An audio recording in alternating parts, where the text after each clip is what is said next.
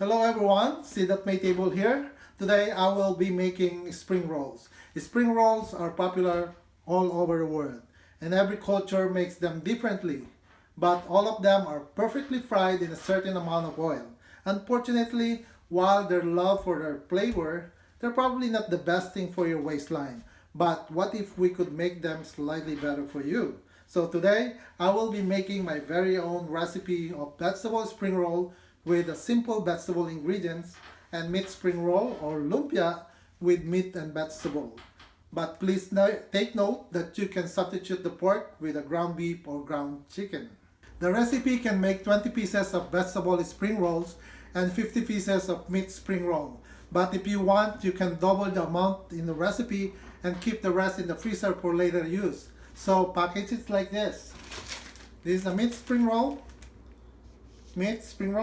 and the date where you made it. The same thing with the other one, which is the vegetable. Put the date in, what it is, and make sure you package it side by side so that it won't stick together. Okay, so excited?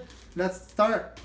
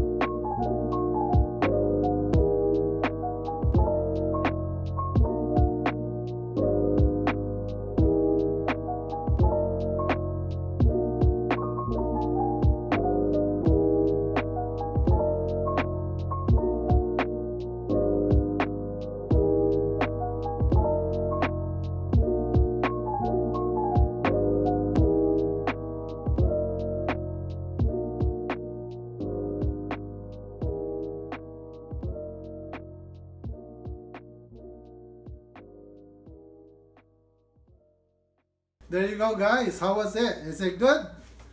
I hope you like it. You can use any kind of dipping sauce, hot sauce, ketchup, plum sauce. But for me, I like to use sweet chili sauce. It really complements the meat spring roll.